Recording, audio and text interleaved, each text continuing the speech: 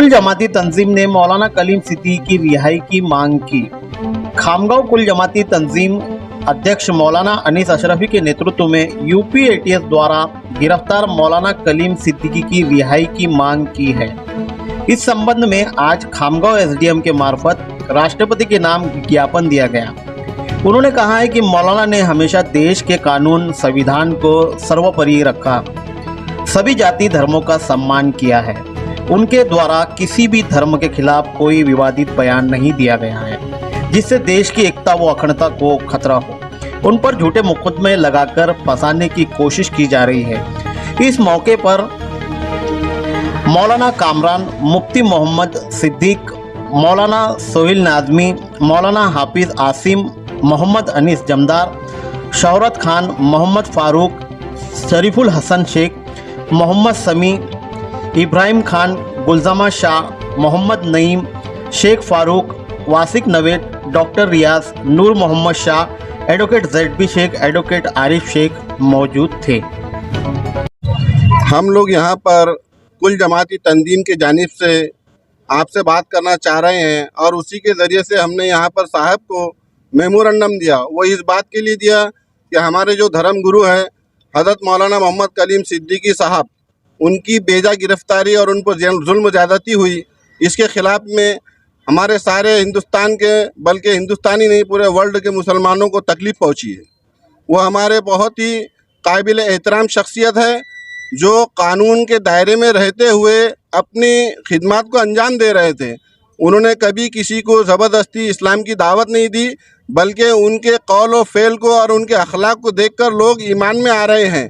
जैसा कि पैगंबर मोहम्मद सल्लल्लाहु अलैहि वसल्लम ने तालीम दी है, उसी को अपनाते हुए, उस देश के कानून को अपनाते हुए उन्होंने तबलीग का काम करके हमारे भाइयों में अपनी इस्लाम की बातों को पेश किया। तो उन्होंने उनको कबूल करके इस्लाम धर्म अपनाया, ना कि उन पे जो इल्ज़ाम लगा हुआ है धर्म परिवर्तन ज़बरदस्ती पैसे देकर और रकमें देकर और लालच देकर, ये बिल्कुल सरासर जुल्म नाइंसाफ़ी है। और वो अभी से काम नहीं कर रहे, बल्कि उनकी खिदमत तो कई बरसों से चालू है।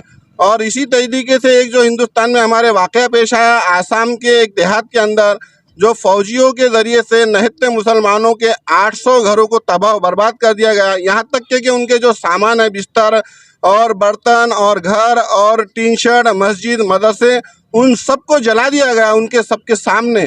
और उसके बावजूद एक शख्स जो मुस्लिम है, उसकी लाश पर एक पत्रकार कूदिया मार रहा है, उड़ी मार रहा है और उसको बेहुरमती कर रहा है। ये सब इनके सामने हो रहा है।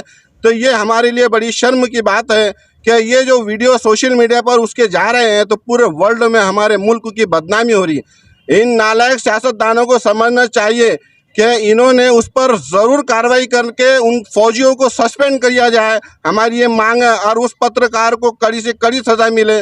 और इसी तरीके से एटीएस ने जो कदम उठाया हमारे मौलाना के ख़िलाफ़ में, जो कानून के दायरे में रहते कि यहाँ सब मुल्क के कानून को फॉलो करते हुए अपने कार्य को अंजाम दे रहे हैं, उसके बावजूद भी उन्होंने कोई गैर कानूनी काम नहीं किया। फिर भी उनके ख़िलाफ़ में बेजा कलमे लगाई गई और उनको गिरफ़्तार किया गया, उनको रिमांड दिया गया। हम इसका निषेध करते हैं और सारे मुसलमानों के जो जज्बात मजरू है, हुकूमत हमारे तमाम मुसलमान भाइयों से माफ़ी मांगे और इन जो कसूरवार हैं इनके ख़िलाफ़ कार्रवाई करे और हज़रत मौलाना मोहम्मद कलीम सिद्दीकी साहब को फ़ौरन रिहा करे। यह हमारी डिमांड है कुल जमाती तंजीम खामगांव की जानिब। मोहताज नहीं है, कलीम सिद्दीकी साहब तारुफ के मोहताज नहीं है।